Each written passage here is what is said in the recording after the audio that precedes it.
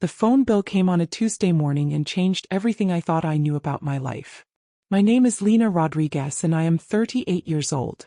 For 15 years I believed I was married to Marcus Rodriguez, a loving husband who traveled for work.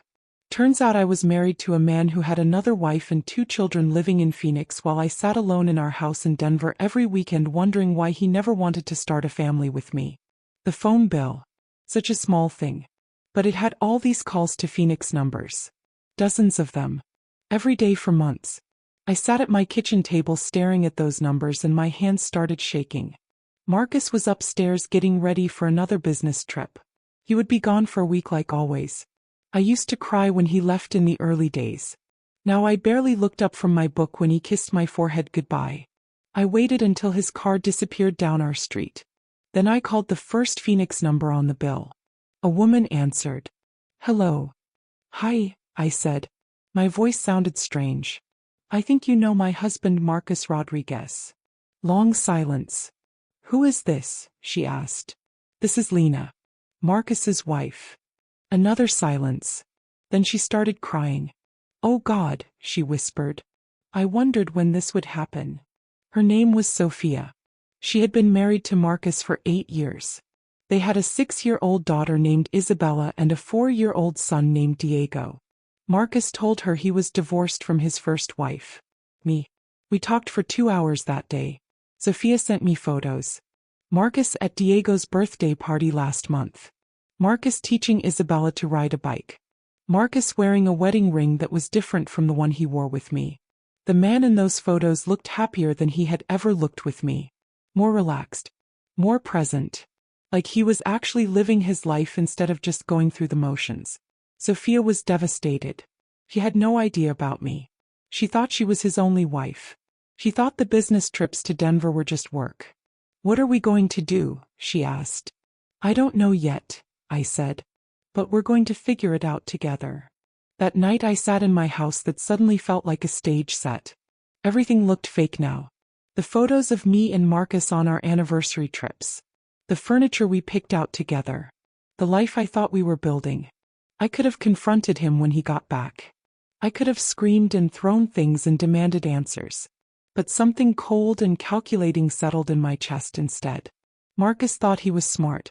He thought he could keep 2 families on opposite sides of the country and neither of us would ever find out. He underestimated us both. I called my divorce lawyer friend Patricia the next morning. We had gone to college together and she specialized in messy divorces. "Patricia, I need help," I said. "But I need complete secrecy until I'm ready." "What's going on?" I told her everything. About Sophia. About the children I never knew existed. About 15 years of lies. Patricia was quiet for a long time. Then she said, "Lina, this is one of the worst cases I've ever heard. But it's also one of the strongest. If we do this right, you're going to come out of this with everything." "What do you mean everything?" "I mean the houses, the bank accounts, the business assets. All of it. Bigamy is illegal. What he's done to you and Sophia is criminal fraud. We can destroy him in court." Over the next 3 months, while Marcus continued his double life, I became a detective. Patricia helped me hire a private investigator who documented everything. Every trip to Phoenix. Every lie about where he was. Every dollar he spent on his second family that came from our joint accounts. I learned things about my husband that made me sick. He had been living this double life for 8 years. 8 years of telling Sophia he loved her while coming home to me and acting like a devoted husband. 8 years of spending our money on another woman's children while telling me we couldn't afford to have kids yet. The private investigator found out Marcus had taken out credit cards in both our names to pay for his Phoenix life. He had been stealing from our retirement accounts. He had even used my social security number to get loans I never knew about. But the worst part was the emotional theft. All those years I blamed myself for our marriage feeling empty. I thought I wasn't attractive enough, interesting enough, loving enough. I went to therapy trying to figure out what was wrong with me. I read books about how to reconnect with your spouse. I planned romantic dinners that he barely noticed. The whole time he was saving his real self for another woman. Sophia and I stayed in contact. She was planning her own escape. She had 2 small children to think about, so she needed to be even more careful than me. He's been stealing from me too, she told me one day. I found out he's been taking money from the kids' college funds.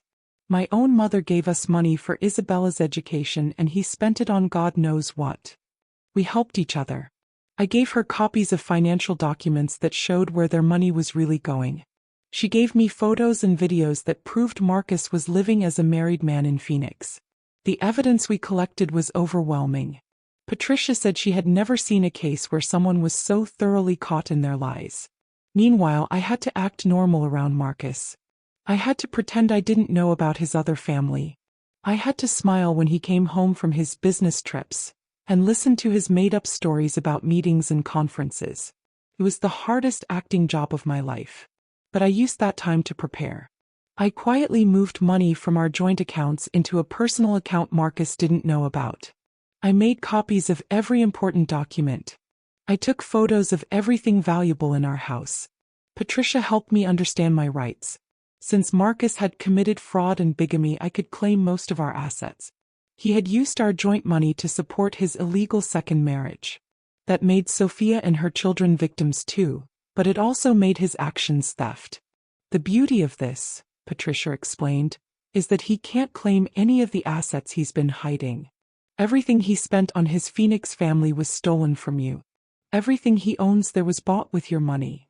I also did something that felt scary but necessary. I started building my own life again. For 15 years I had organized everything around Marcus's schedule. I turned down job opportunities because they might interfere with his travel. I didn't make close friends because I never knew when he would be home. I lived like I was waiting for my real life to start. Now I stopped waiting. I took the promotion at my marketing firm that I had passed up 3 times. I started going to yoga classes and made friends with other women who didn't even know I was married. I began saving money in accounts that were only mine. For the first time in years I felt like myself again. Marcus didn't notice any of these changes. He was too busy managing his double life to pay attention to mine. When I stayed late at work, he was relieved because it meant less time he had to pretend to be interested in our marriage. When I made new friends, he didn't ask questions because he was too busy texting Sophia. The funny thing was, the less available I became, the more he seemed to want my attention. It was like he needed me to be sitting at home missing him to feel good about himself. But I was done missing him. I was done organizing my life around someone who saw me as a part-time obligation. After 3 months of preparation, Patricia and I were ready. We had enough evidence to prove bigamy, fraud, and theft. We had documented every lie and every stolen dollar. We had witness statements from Sophia and financial records that showed exactly how Marcus had been funding his double life. The day we filed for divorce, I also filed criminal charges for fraud and bigamy. I transferred all of our joint assets into protected accounts. I changed the locks on our house. And I had Marcus served with papers at his office in front of all his coworkers. I wasn't hiding anymore. Marcus called me 17 times that day. I didn't answer. He showed up at our house but couldn't get in. He banged on the door for an hour screaming about how I was being crazy and we needed to talk like adults. Finally I opened the door. "Hello, Marcus," I said calmly. "How are Sophia and the children?" His face went completely white. He opened his mouth but no words came out. "I know everything," I continued. "I've known for months. I have photos, bank records, witness statements, everything. My lawyer says it's one of the strongest cases she's ever seen." "Lena, I can explain." "No," I said. "You can't. There is no explanation for what you've done.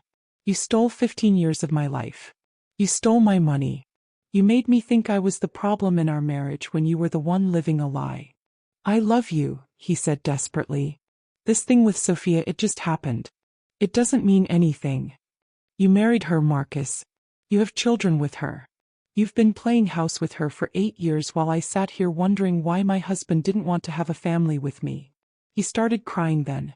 Actual tears. But I felt nothing watching him fall apart. "I made a mistake," he said. "A terrible mistake. But we can fix this. We can work through this." "The only mistake you made was thinking you could keep lying forever," I said. "But there's nothing to work through. You're going to lose everything. The house, the business, the bank accounts, all of it. And you're probably going to prison. You can't do this to me. I'm not doing anything to you, I said. I'm just stopping you from doing things to me. I closed the door and didn't open it again.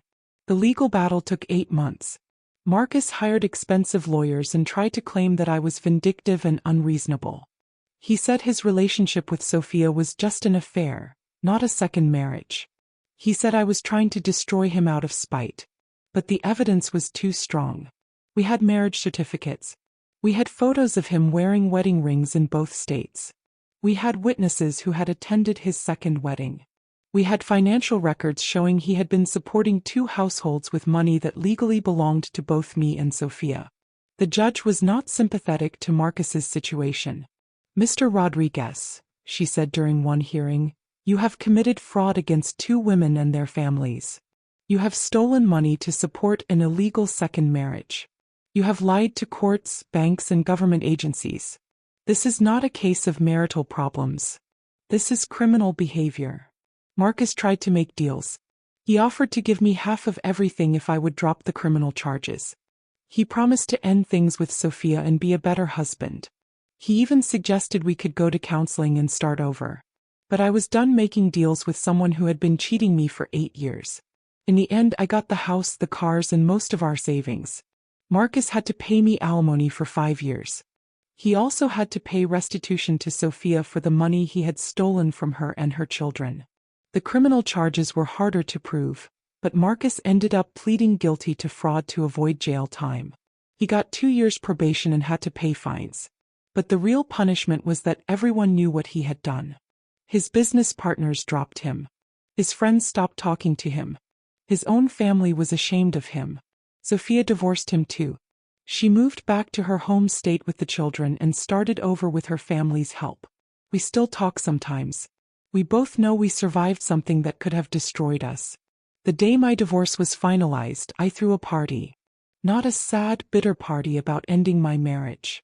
A celebration of starting my real life. My new friends came. My coworkers came. My sister flew in from California. We ate cake and drank champagne and talked about all the things I was going to do now that I was free. "What's next?" my sister asked. I looked around at all these people who actually knew me and cared about me. People who didn't see me as a part-time obligation or a convenient lie. "Everything," I said. "Everything I should have been doing all along." 6 months later, I bought a smaller house in a neighborhood I actually liked. I got a dog, something Marcus never wanted. I started traveling to places I had always dreamed of seeing. I took art classes and learned to paint. I dated sometimes, but I wasn't in a hurry to find another relationship. For the first time in my adult life, I was happy being alone with myself. People ask me if I'm angry about the 15 years I lost. I tell them those years weren't lost. They taught me what I would never accept again. They taught me to trust my instincts. They taught me that sometimes the person who seems most devoted to you is actually the one betraying you the most. I'm 39 now. I have a job I love, friends who know my real name, and a life that belongs completely to me. I sleep well at night because I'm not waiting for someone to come home who doesn't really want to be there. Marcus tried to contact me a few times after the divorce. He sent letters saying he missed me and made a terrible mistake. He called from different numbers when I blocked him. He even showed up at my new house once. But I have nothing to say to him. He had 15 years to tell me the truth and chose to lie instead. He had 15 years to love me the way I deserved and chose to save his real love for someone else. Now he has to live with the consequences of those choices. The hardest part wasn't discovering his betrayal. It was realizing how much of myself I had lost trying to make him happy. How small I had made my dreams to fit around his lies. How I had blamed myself for problems that were never mine to fix. But the beautiful part is that once I stopped trying to save a marriage that was built on lies, I could start building a life that was built on truth. Sometimes the best thing that can happen to you is finding out the truth about someone you love. Because once you know the truth, you can finally start living it. Thank you for watching. If you love revenge stories, please support our channel by subscribing to our channel.